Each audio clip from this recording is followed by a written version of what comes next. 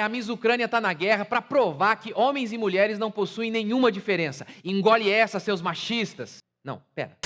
No vídeo de hoje nós vamos acabar com mais uma narrativa feminista e eu vou lhe mostrar que mulher ocupando o lugar de homem é mentira ou mal entendido. Curta, comente e se inscreva. Bora pro vídeo. A Miss Ucrânia 2015, ela tem o seu perfil no Instagram e lá no seu perfil ela tem várias fotos com armas, mas de brinquedo. E desde que os russos invadiram o seu país, ela tem feito postagens a favor do seu país, a favor da Ucrânia. Os invasores morrerão em nosso país. Esperem e verão o que acontecerá, afirmou a Miss. O discurso, as fotos em seu Instagram levaram muitas pessoas a um mal entendido. Ela está combatendo. Sim, uma mulher está na guerra contra homens russos? Não. É uma guerra sim, mas é airsoft. Ou seja, sabe o que é airsoft? É um esporte de ação que simula situações de combate, ou seja, de brincadeirinha, gente. Por conta de tudo isso, então, no seu perfil no Instagram, a ex-Miss Ucrânia, ela, para desfazer o mal-entendido, ela disse o seguinte: eu não sou um militar, eu sou apenas uma mulher, apenas um humano normal, apenas uma pessoa como todas as pessoas do meu país. Também sou jogadora de airsoft há anos, esclareceu a Miss. O que é notícia real mesmo é que o maior grupo feminista do mundo, lá o Fêmen, lá da Ucrânia, na hora que podia provar que homens e mulheres são realmente iguais, que as mulheres são tão fortes quanto os homens, elas arregaram. Sim, pois na Ucrânia, enquanto os homens foram proibidos de deixar o seu país, pois para eles é um dever lutar na guerra, as mulheres feministas, no mês passado, prevendo o óbvio, que o Putin iria invadir o seu país, as feministas exigiram o fim do recrutamento militar obrigatório para as mulheres. Em texto publicado em seu site oficial, o grupo feminista esclareceu que mulheres e meninas podem participar de conflitos militares de forma puramente voluntária. E no manifesto elas dizem que elas são contra a ideia da obrigatoriedade. Tá, mas e por que os homens podem ser obrigados? Elas respondem dizendo que as condições dos homens e das mulheres ainda são desiguais. As mulheres estão em desvantagem em várias áreas da vida humana. Portanto, não podem ser colocadas em igualdade na questão da guerra. Tá, mas e por que na questão do salário elas querem? Por exemplo, Neymar, que atrai muito mais público do que a Marta, e obviamente atraindo mais público, ele atrai mais dinheiro. Enquanto que o futebol feminino ninguém quer assistir. Mas aí elas querem direitos iguais. Aí tem que colocar todo mundo imediatamente recebendo o mesmo salário. Ainda que ninguém queira assistir futebol feminino. E aí a gente desfaz uma mentirinha, mais uma mentirinha básica das feministas. Os homens machistas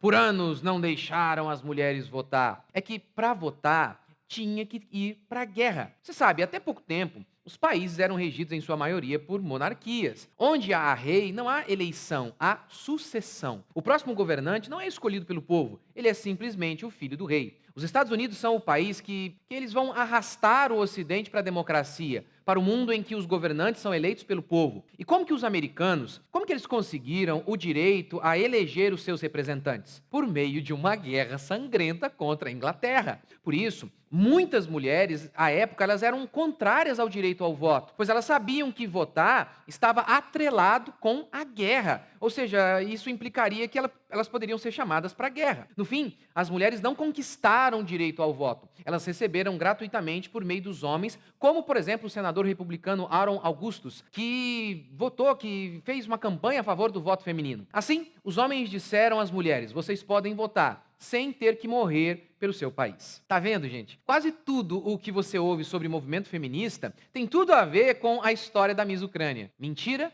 ou mal entendido. Mulher na guerra vencendo homens, só aqui, ó. Olha, e não pense que ao falar tudo isso, eu estou diminuindo a capacidade feminina de ajudar a manter uma sociedade de pé. De forma alguma. Quem parte para esta guerra tentando provar que um é melhor que o outro é o feminismo. O cristianismo, entretanto, anuncia que cada um de nós possuímos características únicas que se complementam. Nós somos essenciais, cada um na sua função. Ou seja, o homem é uma bênção na sua função e a mulher na dela. Sociedades são mantidas com o sangue de homens que morrem em combate e também por mulheres que preparam uma nova geração. Não adianta nada empunhar uma arma se não houver alguém balançando o berço. E nada resume melhor essa ideia da importância da função feminina para manter uma sociedade do que a fala do poeta William Ross Wallace: a mão que balança o berço é a mão que governa o mundo. Porém, as feministas, elas querem brincar de airsoft e fingir que estão na guerra. Querem dizer que a liderança é sim uma característica intrínseca também à mulher e clamam por cargos executivos e pelo sacerdócio feminino. Ora, o resultado dessa inversão de papéis qual é? Nações frágeis. E eu fiz aqui um vídeo recentemente, essa semana, né, sobre por que a Rússia ela invadiu a Ucrânia. E tem um pouco a ver com isso que eu estou falando aqui, então assista. O resultado é nações frágeis, igrejas fracas e lares destruídos. Um pelotão, ele não pode ser formado apenas por mulheres. Mas não é porque nós somos machistas, e sim porque isso pode trazer grandes prejuízos à nação. A probabilidade de que uma mulher perca para um homem é enorme. Afinal de contas, a força física não é uma característica intrínseca à mulher. Outra característica que está mais associada aos homens é a liderança. A Escritura, ela fala do homem sempre como o cabeça, aquele que lidera a sua casa, lidera a igreja, lidera a nação. E assim, muitas batalhas estão sendo perdidas na igreja, em casa e na nação, simplesmente porque a mulher está tentando ser o que ela não é. Líderes natas e homens de guerra. Sim, mulheres são frágeis, diz a Escritura, e igrejas lideradas por elas tendem a refletir isso. Assista esse meu vídeo aqui, sobre esse assunto, onde há uma pastora, há um homem frouxo. Além de tudo isso, gente, essas próprias mulheres que estão tentando assumir posições naturalmente masculinas, elas estão se sentindo frustradas. O motivo é muito simples e bem resumido pela autora do livro O Outro Lado do Feminismo. As mulheres de esquerda, ou seja, as feministas,